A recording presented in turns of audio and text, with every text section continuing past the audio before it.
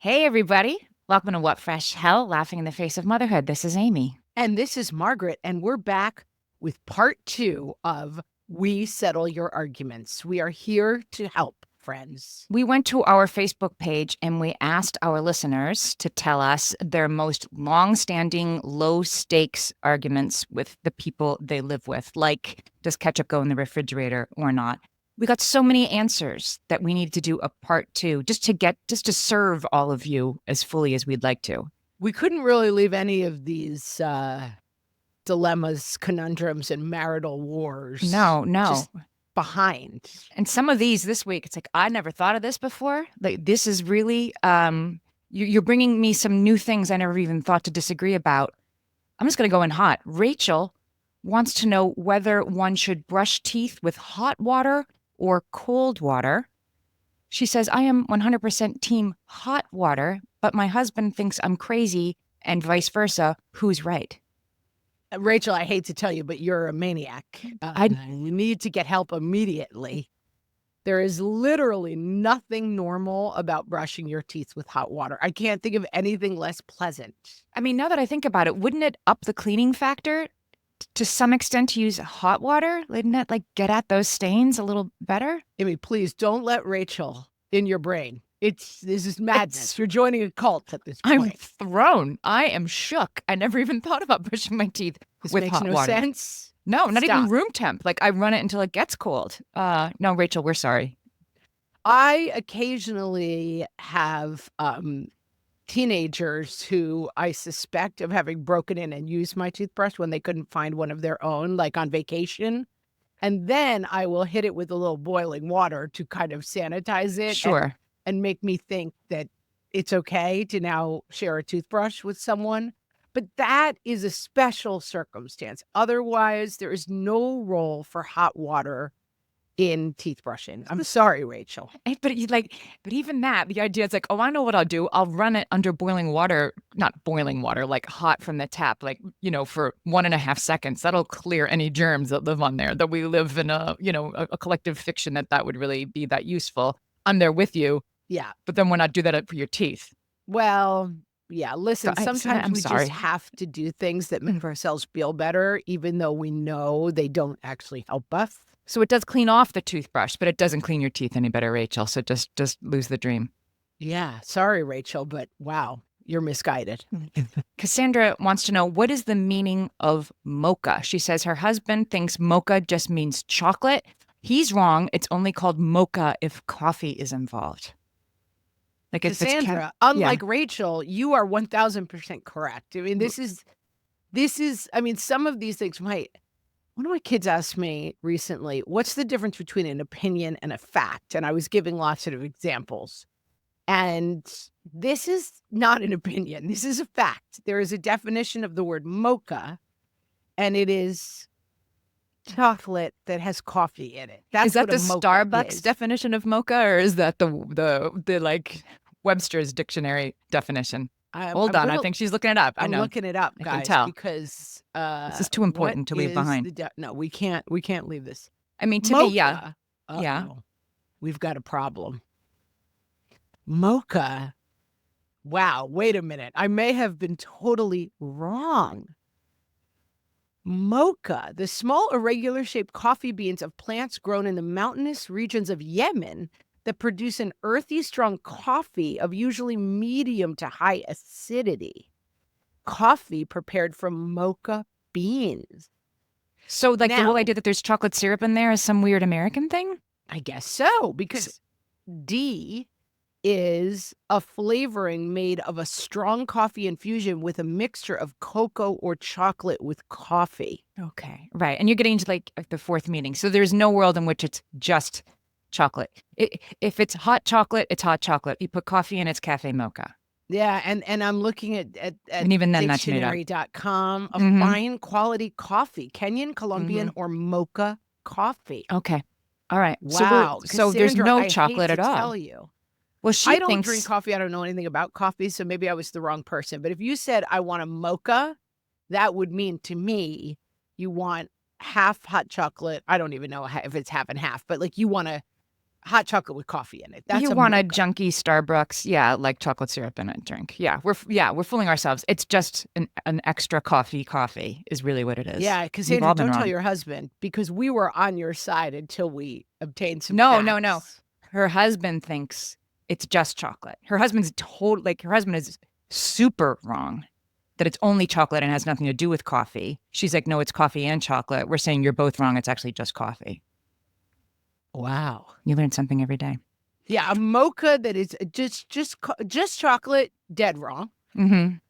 And then there seems to be another chapter where mocha could also just refer to just coffee. Yeah, just Yemenis But coffee. there's no world in which it refers to just chocolate. Wow. Amanda I'm glad we wants got to to the know. bottom of this. We're doing the Lord's work. Amanda wants to know, is it egg yolk or egg yolk? I say yolk, Amanda says. I don't know how she says it, but I'm trying to get the L in there because I agree with you, Amanda. It's not yoke like an oxen's, wooden thing that you put over its back, but how do you say yolk and get to the L in egg yolk? It's definitely yolk. I mean, I have Egg yolk. no opinion other than yolk. I know exactly what you're talking about. I It's mean, I egg- don't know if you're talking about the oxen harness or the egg yolk, but context clues will get me there, and I would never say yolk. I think I would say egg yolk. Yeah, I think I throw a little L in there, like in parenthesis, like it's barely there. Say it. Egg yolk, not yolk. I would say yolk. I would Like say egg yolk. polka, it rhymes with polka, like egg yolka. Pennsylvania polka. I'm learning so much today. Rachel wants to know who's the villain, her or her partner. Do you chunk something in the garbage or chuck something in the trash? Again, this seems so obvious to me. It's Chuck. It's chuck. She says, we're not interested in regional differences. This is not low stakes. After 15 years, this is a matter of correctness. Rachel doesn't tell us whether she's chunk or chuck, so I hope she's saying you chuck something in the trash because that's definitely the right one. Chunk has nothing to do with it. I mean, monsters. Chunk.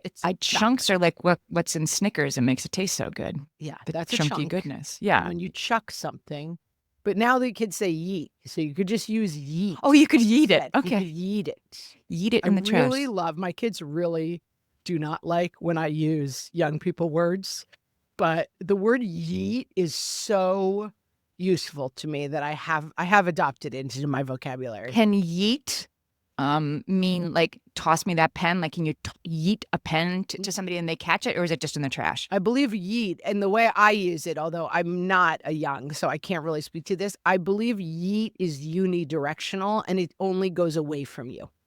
No, but I can something- yeet you a pen, but you want it. I'm not yeeting it in the trash. I'm yeeting it to you because that's different than throwing it away. No, I don't believe so. I believe toss it. yeet means away to nowhere. I don't Okay. believe you can yeet You're done something with to it. someone else. I think you can only yeet something, like yeet that In the it's trash. garbage. You yeet it away. I You believe yeet it, you chuck it. Under no circumstances do you chunk it. that. I do know. Gretchen wants to know. Gretchen, I don't know what to say about this. Gretchen says, Oh, I do. jigsaw puzzles. Do you build a puzzle or do you work a puzzle? I feel you work on a puzzle. That's what we do.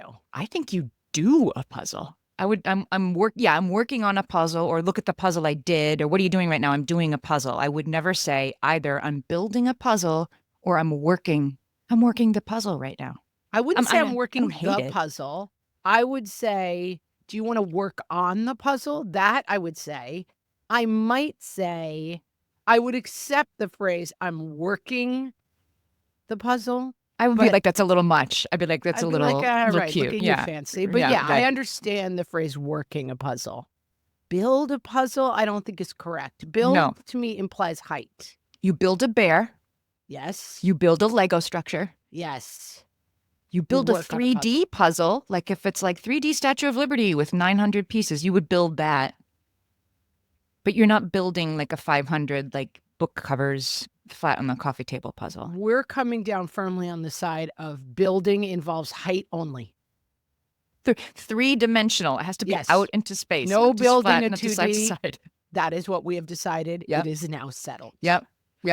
Amy, let's talk about the role of dish towels. This was a huge source of And confusion and warfare. it's important because we've really worked down paper towels in our house the last couple of years, and I'm proud of that. I think we should, but it does mean that there's a lot of disagreement about how the towels come into play. So let's get to it. Okay, so let's start at the top. Katie wants to know, is it acceptable to dry your hands with the same towel that is used to dry dishes? My answer is a very, very firm yes. Yeah, her husband says it's fine because his hands are clean. I mean, presumably if you're doing the dishes, they're clean. Katie says nobody wants to eat off a plate or drink out of a glass that somebody's hands have indirectly been all over. Katie, I think Katie is right, and yet I don't care, and you should use the same towel while you're cleaning the kitchen, same towel to dry your hands and dry the dishes. And then you wash it. I think that this is one of those things that you want to think there is a huge distinction between someone's hands and your dishes. Like when you have kids, they will often put their hands inside the glass to carry it somewhere. Like it was setting the table, for example. My kids will put their hands. You would like they'll claw it? cup it, like picture a C around the outside is the correct way. Like But they will deep down in. Yep. Yeah. claw. Yeah, picture the claw as our master. Like they will claw it so that 2 or 3 of their fingers are inside the part where I'm drinking from. And I will loudly object to that. It seems to me that you're right. You're trying to get at, Katie's trying to get at that my plate is clean and that towel is dirty, but it's the same as like, let me rinse my toothbrush under kind of hot water for 2 seconds, and that's going to make it clean enough for me to use. We've create these fictions for ourselves that make ourselves comfortable. How could we go on? But I think that Katie's wrong. I think she's right in like an ideal world, and she's wrong in how I live my life. Yeah, I watch chef videos on TikTok. That's in my algorithm on TikTok for some reason. People who watch other people cook stuff and then critique them. And it is like when I watch them, often when it's a professional chef who's watching and being like, this is going to be terrible. She should have seared the chicken breast, whatever it happens to be. That, I don't know, I find it fascinating. But one of the things that drives chefs crazy is people cooking with chicken breasts and then like touching anything else. Like once you touch a chicken breast, you should wash your hands before touching anything else. And I do think that that's all true. And I've gotten when my husband's helping me out, I'm often like, okay, wash your hands, or the kids, like you don't touch raw poultry and then touch anything else. Cause then that's how you're spreading salmonella all over the kitchen, basically. Right. But I do not use like the clean hand, dirty hand system in regard to my dish towels. I just have not gotten that advanced. But you would definitely, you wouldn't wipe your poultry hands on the towel. Like that's different. That's a bridge too far. Correct. I agree. Correct. So yeah, the low stakes of like a quick dry. I also don't even relate to I feel like when I'm putting dishes, when I'm drying a dish, it's rarely to go on the table. It's to go away, Mm-hmm. Right, exactly. Which means you can just detach from somebody's dish towel, the clean to hand, clean this plate. Like you won't even know which plate it is by tomorrow. It's fine. It's totally fine. Those germs will be dead by tomorrow because they have the whole night to die in the cabinet. Haley wants to know, this is a good question, which side the wash hands towel goes on. So she's got 2 towels. She doesn't say on what. I'm thinking that they must go over like the oven door. People tend to hand towels over that. She says, what side does the wash hands towel go on? The only correct side, says Haley, is the left. Drying dishes towel goes on the right, and her husband likes to switch them up. We're saying one towel, I guess. Yeah, we're not even getting to this place. We have a oven door on which hang 2 or 3 towels. Possibly jolly seasonal towels if it happens to be for a holiday. If it's they might be St. Patrick's Day towels or Valentine's Day towels or Arbor Day towels, whatever towels. I make no distinction. They come on and off. But basically, if you use the towel to do anything other than dry your hands off, it goes in the dirty towel pile. Right. And how dirty is a dirty towel before you wash it?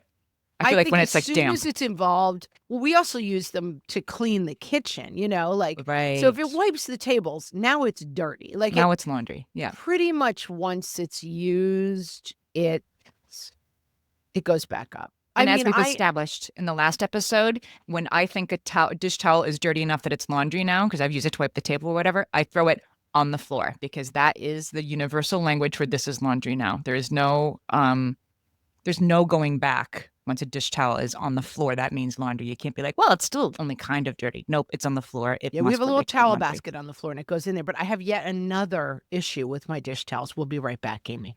We have an ongoing debate of when is a towel considered ruined, because I am the kind of chef that regularly sets towels on fire, or like, because we have a what is it called when it's just like a disc that heats up? We don't have gas. We have is that called conduction, I think. It's like, you know what I mean? It's not Yeah, I do know what you mean, flames but I'm that not sure. come out. It's just a hot area of It's convection stove. if you can hear the air blowing around in there. And This then I is think it's conduction, I Okay. believe. Like All it right. gets We're learning red, something. and that's how it's Oh, heating okay. stuff up. It's like a Okay. red disc. Don't get conduction. It's pain. It's horrible to cook on. Don't recommend it, but it happens to be what we have. And so you're saying a stovetop. yeah, on my stovetop. I'm picturing an oven that has like a red disc inside. Stovetop. Yeah. I might have said oven. And I believe this is stovetop. an induction. Maybe. Okay. Whatever. The We know what it stovetop is. gets Yeah. hot in circles. Yeah. And it's awful in 9 million ways. First of all, that it doesn't cook well, but also in that, like, my daughter recently fell on it and burned herself quite badly. And I'm constantly throwing a dish towel down while I'm cooking, and it ends up on a hot, I've turned off the oven, but it's still hot enough to be burning the dish towel. Yes. I do this, I would say, at least once a month. And then what clues you? The smell or a smoke? The smoke. Sometimes Fire I pick it department back coming. up and burn my hand on it. But we have 2 or 3 dish towels that have burn marks on them that we're still using. Sure. But the other day I went to use one and it had a large burn mark with a hole in the center. And I was like, I think at hole in the center, it's time to call this one. It's like the jeans. If there's more holes than towel, it's time to go. You've used it well enough. Tiffany wants to know which drawer in the kitchen the pizza cutter goes in. She says the knife drawer. Her husband says the cooking utensil drawer. They have been moving it back and forth for years behind the other's back. I'm team utensil cup on the counter for the pizza cutter, because the pizza cutter is one of those utensils that's only purpose is to stop you from being able to open the drawer you need. It's like the potato masher. It's like, nope, you won't be getting in this drawer today, lady. I'm team pizza cutter is a utensil. The best decision I ever made, we redid our kitchen like 5-10 years ago. And anyway, I had seen this in a magazine or something. We have a huge drawer underneath our stovetop, like our stove and our oven are in separate parts of the kitchen. So it's just a stovetop, and underneath it is a huge drawer that there is no mashed potato masher that is tall enough to prevent you from opening this drawer. I mean, it's like a camp trunk. It's so deep. And so and that has other problems because everything just goes in there. I was going to say, don't you have to like go through I have a son who has a drawer with Legos, giant tub of Legos, basically in a drawer, and he lives above us. And you can hear when he's looking for something in there. That's how I picture you with your potato masher. It's pretty much. Courtney wants to know, which direction do you cut a sandwich? I cut on the diagonal, so the 2 pieces are triangles. He cuts it into 2 rectangles. The 2 triangles gives you more sandwich. I can't explain that. It's just the way it is. I grew up team horizontal, team middle cut. And now I've gone diagonal, and I'll never go back. I feel like I have read an article saying that, like, yes, mathematically it is more sandwich, and like, there is a reason that the 2 triangles is more inches of sandwich than 2 rectangles, which doesn't make any sense. But I mean, I've read that more than once, that's crazy but true. So Courtney, I think you're right. I love, every once in a while, I love a crunchy peanut butter on white bread. Like every once in a while, it just hits just right for me. And sometimes if I'm running late or I have to teach at night and I'm jumping in the car, I'm like, I just eat my little peanut butter sandwich. And once my husband made it for me to be nice, which of course resulted in me yelling at him because he cut it in the middle. And I was like, have we met? Like, why would you do this to me? It doesn't taste good now. It doesn't taste good. It only tastes good like a little mouse. I eat around the edges. I eat the crust first, and then I have a little triangle left. That's what I love. I hope you're sitting down for this one, everyone. Emily brings us this question. How should you prepare an avocado for consumption. Emily says, I do it the normal way, where you cut it in half and then use a spoon to get it out and then slice, etc. Emily's husband peels it like an apple. And I just have to leave the room, says Emily, because he also uses the apple peeler in a way that makes me very nervous. Emily's husband peels an avocado like it's a potato. I'm going to talk to you about a plague that has affected two members of my family. I'm not sure if you're familiar with it, but it is called avocado hand. Are you familiar with avocado hand? I think you've warned us about this, but please provide this public service announcement again. I mean, I can picture it. I'm already getting a tummy ache thinking about it. There is a term, avocado hand, and I'm just looking it up. Between 1998 and 2017, more than 50,000 people in the United States went to the emergency room seeking treatment for avocado-related knife wounds. 2 of those people were members of my own family. My sister and my niece were both victims of avocado hands. But like using a peeler can't be it. I mean, how do you avoid avocado hand? You cut the avocado more carefully, right? You don't use a potato peeler. Maybe you do. Maybe Oh you my do. God. Maybe our What? time has come. No, I mean, obviously you don't use a potato peeler. That's insane. But I have to say, there's no You're good looking for an solution. alternative. We need one of those, like the bagel slicer. My Yeah. Oh, mother-in-law I'm sure there is bought one. everybody in the family bagel slicers after reading that. I believe only avocado hand is only second to bagel paw. The Well, because other you hold it the huge- same way. It's the other thing you cup in your hand and use a you big cup knife in your hand and to attack saw. with a Yep. sharp knife. Yep, Right. yep, yep. So then, of course, the knife slips and you cut your hands. I'm sure you can get a $20 avocado. I mean, there's definitely one where once you cut it in half, it like gives you like meat slices that you can scoop out. I definitely have had that at some point. But all right, we need an answer, but it's not a potato peeler. Courtney's No, that's husband. insane. Sorry, Emily's husband. And That's also, insane. I just don't even understand it. A potato peel is soft, and an avocado skin is like And you're gonna get like leather. bits of the avocado skin. Like, I can't sleep tonight thinking like, well, how do you know when you've gotten to the Emily, guacamole please part? immediately send in a video of your husband potato peeling an avocado. I could see if you just used the potato peel, like the end of it to like scoop up an edge, and then you hand peeled it. Still insane, but at least I understand the mechanics of it. Yeah. Let's talk about Britty June, who asks the essential question that, for the record, I know the answer to. Should French fries taste like potatoes? She says they absolutely should. You should know that a French fry is potato-based. Her husband says that they should not, and occasionally complains that his carrots taste too much like carrots and his steak tastes too beefy. I mean, I know exactly what he means, right? Like, I hate when carrots are carroty, and I don't love steak fries. Like McDonald's fries I don't eat that many French fries anymore, but like McDonald's fries are the best, and they taste like McDonald's fries. They don't taste like potatoes or anything else you've ever had. But when you go to a restaurant and they give you steak fries and they're just like large pieces of potato, I'm so sad. That's not. Who wants that? I don't know. It's not the experience we're looking for. No. My daughter and I went through a McDonald's drive-through just 2 weeks ago, probably, and we got an extra set of fries. We were bringing the food home for the family, and we got an extra set of fries so we could have hot car fries, the greatest of all experiences. Oh, they're good.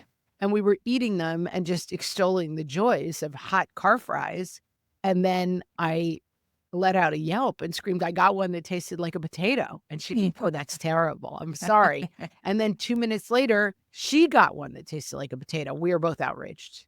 Britty June, I'm sorry, because I think you thought you'd come here and be vindicated, but I think we're agreeing with your husband. French fries, I know they are made of potatoes, but potatoes don't taste that good, so I don't really need to be reminded. I just want them to taste like French fries.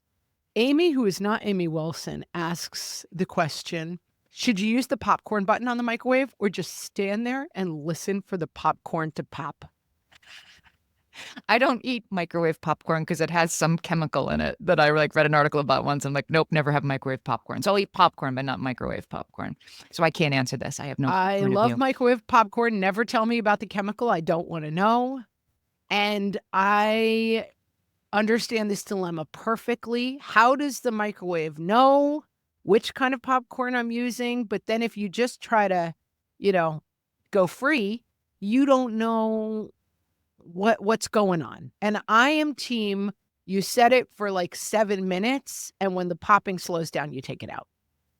I think in general, I'm team ignore all the buttons in the microwave that are like soup and Correct. souffle. Like they're a fool's game. You can't get anything out of those. Everything is in a minute increments. And if it needs more time, it goes back in for 30 seconds. That's how I use the microwave. Yeah. And popcorn is a tough one because you don't want to pull it too early because then it's like you've ruined the system.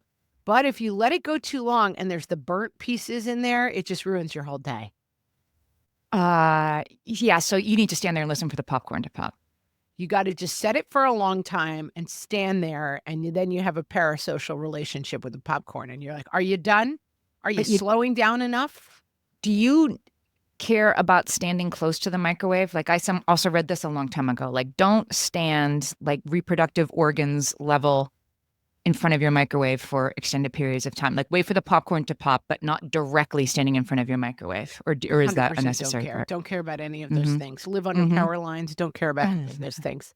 I mean, and it's not that I shouldn't care or I judge people who do care, but I just feel like at this point, the drinking water is like 25% plastic. I'm just like, I can't fight any of this. And so I had someone who told me, sometimes if I don't have a pocket, I would stick my phone in my bra top, like sure, like jogging bra. Right. And someone was like, "That's the worst thing you can do. Like it'll give you breast cancer." I'm like, "Okay, I don't know. It just feels like there's a lot of things that are gonna get me, and I just don't worry about any of them." I do. I worry about a bunch of them, but I'm totally with you. I'm like, don't tell me that one. I can't add that. I can't add it. All right, I'll keep that one to myself. Except I just told you. Amanda says, should you unwrap a stick of butter before it goes on a butter dish? Amanda's husband maintains it needs to be kept wrapped so he can see the measurement markings when cooking. Amanda says, my dude, if I need to butter toast, I don't care if it's a tablespoon. Now I have to do extra work to unwrap the dang butter first. And can't you just estimate a tablespoon? We're not on Hell's Kitchen. I 1000% agree with Amanda. I think that you should have in your kitchen the butter for the toast buttering as you go sort of use. And then you have like the other sticks that were in that container. Like if I'm baking, I'll grab a new stick of butter that's all wrapped up in paper that has the tablespoons on it. I will say, and this is, I need like the infomercial that's like, is this you? We cannot get a butter dish system going effectively in our house. I have 2 different butter dishes and I like soft butter when I butter toast. Sure. But I very rarely butter toast. So what happens is I put a stick of butter in the butter dish and then we usually do Sunday dinner. We have family over. I like to have it soft and ready because then we usually have like a roll or something with Sunday dinner. So people like to butter it. Then we just put it away and then it feels like, wait, hasn't it been like 14 days since we touched that butter? And then we throw the butter away and it's just a constant problem. Yeah. We don't use butter like too often anymore, except for baking. So I don't even think I have a butter dish. But if you do, it should definitely be unwrapped butter. Otherwise, why do you have a butter dish? Yeah, no. I have 1000% unwrapped. I have a butter dish that's like covered and it's meant to keep the butter at a certain temperature. Yeah. And I have an adorable butter dish that's a cow that sits on top. And let me tell you, what I do with both of them is throw away a lot of butter. All right, we'll be right back with even more arguments to settle. Julianne has a really good one. She wants to know, are you supposed to shower at night or in the morning? Without fail, Julianne showers every night, even after a long day of travel, even after being out, whatever. And her husband is team morning shower. Julianne says, I think it's so gross to lay in bed dirty, and he thinks it's gross. I can just wake up and go dirty all day long. I mean, I think you get dirtier during the day, then you get sleeping. You don't get that dirty sleeping. I have family members who are just as like rigid about like you can't get under the covers until you've taken a shower. Even if you just stayed up until 1 o'clock in the morning, now you have to go shower. I think that's crazy. I'm a morning shower person, but I grew up with, and I mean like well into my 30s, with such greasy hair that I needed to get up and wash it every single morning. I didn't, it didn't, if Mm, I washed it at night, I would have slept on it and it would have looked like I rolled through your, butter dish. So I had to wash my hair please every don't. morning. So I was going to also take a shower at night. So I'm team morning. Where are you on this? I'm a completely agnostic to the time of day shower. Like, I get up in the morning, I go to the gym, I come home. Sometimes I like work for a little while and then I'll take a shower 3 hours later. Like, I take a shower when I'm dirty, but I also run very dry. Like, my hair doesn't get greasy. And so I rarely am like, I have to take a shower because I feel dirty. So often I just take a shower whenever I feel like it, and I rarely Me take a shower too. at night because the one thing I don't wanna do is get into bed wet. Like, that's the worst of all possible worlds to me. It's good to be getting old because you just like, you don't need to take a shower that much, right? Like your hair looks fine Yeah, and your body's really not producing any oils anymore, so you're pretty plans much are done. done. Yeah, I've always had a little bit of that, like, I just don't I don't know, I feel like I produce the correct amount of, like I don't use moisturizer, I'm like, I feel fine all the time, I use You chapstick. don't use moisturizer? Like I when you get have out of the shower? just this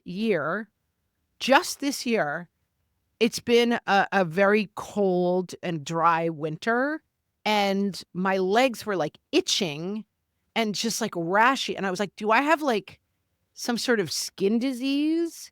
And I started Googling it, and it was like, "Oh, that's dry your legs are dry." So I started using moisturizer on them. For the first time in my entire life, I've put This moisturizer on my legs. this shocks me. Like I tell you what, like here's what I'm rigid about is when I get out of the shower, even if I'm in a hurry or running late or whatever, I would have to be like my house would have to be on fire for me to get out of the shower and not pause to put lotion everywhere before I got dressed. I Yeah, am we've talked about religious this though, about it. like, you're a lotions and potions person, but I don't use like, I use the shampoo that's in the, um That comes with the hotel room. yeah, I use the shampoo that's in the I can, hotel I room, can assert this is true. and I don't carry moisturizer with me, like, I don't even I don't know, I don't have dry But skin, they I guess. give you body lotion in the hotel room. Hasn't it ever occurred to you like they want me to, like this is something everybody uses. There's shampoo, there's If it soap, and there's smells body good, I will lotion. put it on, and I'll be Okay. like, All "Ooh, I right. smell nice," but otherwise, I am not a person who uses any lotions. No, that's interesting. And is it because like people who use chapstick, like the more you use chapstick, the more you need to use chapstick? Like I am, if I didn't use lotion for 2 days, I'd be like parts of me would be flaking off. Like entire parts of my body would just be like I also do notice that, like, desiccated. Amy and I have been many, many places where people are like, "Oh my god, Amy, what's your skincare routine? Your skin looks beautiful." And I'm like, "That's a little rude because 'cause I'm also standing right here." But I think your skin probably looks much better than mine, but I just Mm. and sometimes, like, we'll get sponsors and stuff, and I'll try stuff, and I love it. Like, I'm like, "Oh, it You're happy to smells have good, it. it Yeah, yeah. feels good, I like it." But I usually have to defer to you because you actually know what works or doesn't work. My medicine cabinet is so full of stuff. Yeah, I can hardly fit anything in there anymore. Yeah. Interesting. All right. Well, Lauren wants to know. This is a very important one that I've never really thought about, but my family does this different ways. Lauren says during commercials on TV, and you don't want to listen to them. Do you turn the volume down boop, boop, boop, boop, boop, boop, boop, all the way, and then after the ad is over, turn the volume back up, or do you just press the mute button? I have to say, I'm gonna take a left turn on this one, and my in-laws watch TV, like, they have the news on and stuff, and they're like, "You know what commercial I love? The one with the little girl," and I think, "I haven't watched a television commercial in, like, 7 years. What are you talking about?" Like, I sometimes get commercials served before, like, a video I'm watching, like, Limu Emu is kind of part of Mm-hmm. my lexicon because that Sure. Hard pops to up. escape. Yep. Occasionally, I'll watch a live sports game, and then you see commercials, but we skip the like, it says there's a skip button, and we just skip all Oh, the well, this is if you're commercials. watching live TV. Like you're watching a football game and the commercials come on and you don't want to watch the commercials. I don't I just can't I can't even relate. I don't know. We watch most of the You I leave think the we room? watch the games later at night. They're like we just don't watch live stuff anymore. I think I would argue that you just hit the mute button, because otherwise you're changing the volume and it's too confusing. I think that, I mean, I'm realizing Lauren's team mute, she says. And I think I kind of do either one, but the other people in my family definitely do like, boop, boop, boop, boop, boop, boop, like turn it down from like 35 to 0, right? Which is so silly. I mean, Yeah, there's just a mute button right there. it takes too long. Yeah. Yeah, I'm the same way about songs on the radio. Like my kids are always like, "You know this song," and I don't. I don't know the You're song not a because I music listen to lady. We've no, I talked listen to about this. podcasts in the car, and I don't go to the gym. Like I don't go to like a place. I order my groceries online. I think I don't go to places like grocery stores and gyms where you're like subject to passive listening to top 40 music. And so, yeah, I'd have to be like Chapel Roan. I know who she is. I couldn't sing any of her songs. And they're like, you know this song. Club. Oh, you got to get that album. It's amazing. I listened to it and like, oh, this is good for being at the grocery store. That's what else. I. Yeah, I have. This is a funny interaction that we have all the time because I'm like, you would love this song because I'm like, everybody would love this song because it's great, and you're always like, it's fine. It's just not a. My mom was like the if same I had way. an ice skating routine, I would she guess wasn't use that wired song. for music in that way. It just didn't light her up. I like certain kinds of music. I don't like pop music. All right, Laura wants to know, is the person who brings the mail in also responsible for immediately sorting and dealing with that mail? Like you bring it in, you can't just plop it down on the table. You then have to sort it. Like this is trash. This is for my brother. This is return to sender. You need to deal with it. He who smelt it dealt it. If you brought in the mail, you have to immediately sort it. I have no opinion. I mean, we dump the mail in a giant pile. We never look at it. And then eventually someone's like, why the didn't lights you go catch off? the check I sent you? And but we don't, the lights don't go off because what's coming in the mail anymore? You know, I think that we just pile up like gigantic piles. And then truly at some point I got a paycheck and they reached out to me and they were like, you didn't cash it for 2 months. It was not a large check. And then we couldn't find it. They had to reissue it because it's the only place I work that doesn't pay me direct deposit. And so, yeah, we don't do mail anymore. I am in firm agreement with Laura that the person who brings it in needs to go through, because I really try to cut down on not getting the junk mail in the first place. Like I'll go through periods of like unsubscribing, and you know, there's an app you can use called Paper Karma that you can tear out and take a picture of the back of the catalog. You scan them, you know, a picture of your name and then your customer number and all that nonsense, and it will stop the catalogs, but then they creep back in. It's like moss or something. It shows back up.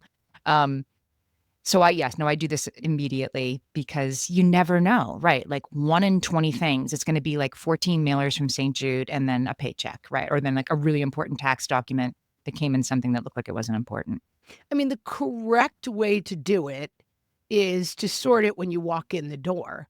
But we have a little desky, we call it the secretary. It's like a little thing by the front door. And we just throw giant piles on it until we clean that room, and then someone throws it all away. Oh, that's our system. Can't say it's working. Works for you. Anna wants to know how tightly one should screw on jar lids. I'm a minimal twister, says Anna, and her husband screws a lid on with Fort Knox level security. Oh, I have to do an offshoot of this.